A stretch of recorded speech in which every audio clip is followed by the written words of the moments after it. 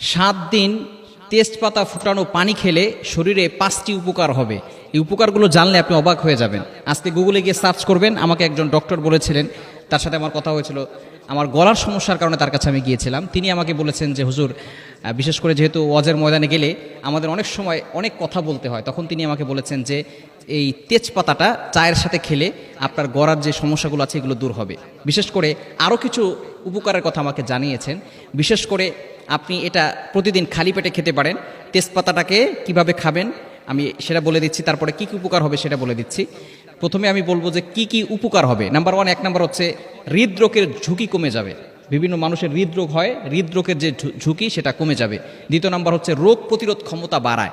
এই যে তেজপাতার ভিতরে আল্লাহ পাক রব্বুল আলামিন যে গাছ দিয়েছেন, এই গাছের ভিতরে অনেক শেফা রয়েছে। আল্লাহ পাক রব্বুল আলামিনের প্রদত্ত সম্পদ, এই সম্পদের ভিতরে কিন্তু অনেক শেফা রয়েছে। আল্লাহ পাক রব্বুল আলামিন নিজে কিন্তু শেফা দিয়ে দিয়েছেন। সুতরাং 1 নাম্বার হচ্ছে হৃদরোগের ঝুঁকি কমে। দ্বিতীয় নাম্বার হচ্ছে কি বলেন তো, রোগ প্রতিরোধ ক্ষমতা বাড়ায়। তৃতীয় নাম্বার হচ্ছে ক্যান্সার দূর করতে ভীষণ উপকারী হয়। এবং 4 নাম্বার হচ্ছে কুষ্ঠকাঠিন্য যে রোগগুলো আছে এগুলো থেকে হজম শক্তি এগুলো বাড়ায় এবং কুষ্ঠকাঠিন্য থেকে আল্লাহ পাক রব্বুল আলামিন হেফাজত করেন। এবং সবচেয়ে গুরুত্বপূর্ণ যেটা, সেটা হচ্ছে ওজন কমাতে সাহায্য করে। আমরা অনেকে ওজন কমাতে চাই, অনেকে ডায়েট করছে, এখন বিভিন্ন ধরনের ডায়েট করছি, তো ওজন কমাতে এটা সাহায্য করে। এই জন্য অবশ্যই কিভাবে খাবেন, আপনি প্রতিদিন 2 গ্লাস পানি দিবেন, সেখানে কয়েকটা তেজপাতা দিবেন, এরপর ওইটাকে জাল দিবেন।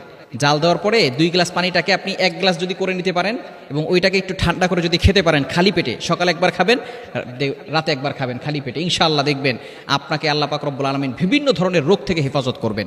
এই যে রোগ দেওয়ার মালিক কিন্তু আল্লাহ। আমরা অনেক সময় অসুস্থ হয়ে গেলে আমরা আল্লাহর উপর অভিযোগ করে ফেলি। সুস্থতাও আল্লাহ তাআলার নিয়ামত, অসুস্থতাও আল্লাহ তাআলার নিয়ামত। আমরা অসুস্থ হয়ে গেলে হতাশ হব না, আল্লাহর উপরে ভরসা রাখবো। আল্লাহ পাক রব্বুল আলামিন অসুস্থতা দেন কেন জানেন?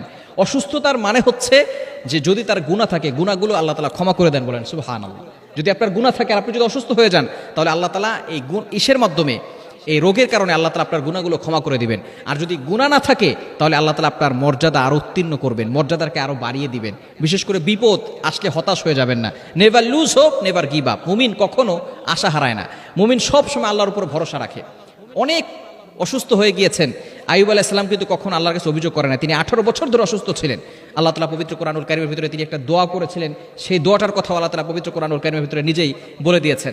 আপনি পবিত্র কোরআনুল কারীম খুলেন 17 নম্বর পারার 8 নম্বর পৃষ্ঠার 2-3 নম্বর লাইনগুলোতে, সূরাতুল আম্বিয়ার 83 নম্বর আয়াতে খুবই চমৎকার একটি দোয়া আইয়ুব আলাইহিস সালাম করেছিলেন। তিনি হতাশ হন নাই, তিনি আল্লাহকে অভিযোগ করেন, আল্লাহ আমি অসুস্থ হয়ে গিয়েছি, আমাকে তুমি সুস্থতার নিয়ামত দান করো। তিনি এটাও বলেন না, তিনি শুধু বলেছেন রব্বি আন্নী মাসসানিয়া দুররু ওয়া আনতা আরহামুর রাহিমিন। সূরা আম্বিয়ার 83 নম্বর আয়াত। খুবই চমৎকার দোয়া করেছেন, আল্লাহ আমি তো বিপদে পড়ে গিয়েছি, আল্লাহ তুমি আমাকে, তুমি তো রহমান, তুমি তো রহিম। এতটুকু শুধু বলেছেন, আল্লাহ আমি তো বিপদে পড়েছি, তুমি রহমান, তুমি রহিম।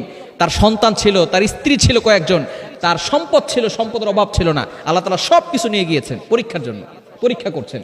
তো আমরা অনেক সময় পরীক্ষা আল্লাহ তাআলা যখন করেন তখন আমরা হতাশ হয়ে যাই। তখন আমরা মনে করি হায় হায়, আমার মতো বিপদে কেউ আর পড়ে নাই। তো বিপদে যখন আপনি পড়েছেন, তার মানে আল্লাহ তাআলা আপনাকে ফোকাস করেছেন।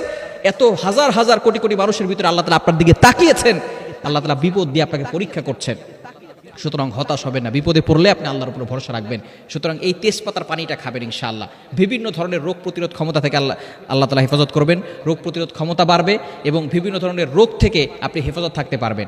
সকাল এবং বিকালে খালি পেটে আপনি তেজপাতা এটা পানি দিয়ে গরম করে এরপরে ওই পানিটা ইনশাআল্লাহ খালি পেটে খাবেন। আল্লাহ পাক রব্বুল আলামিন বিভিন্ন ধরনের রোগ থেকে হেফাজত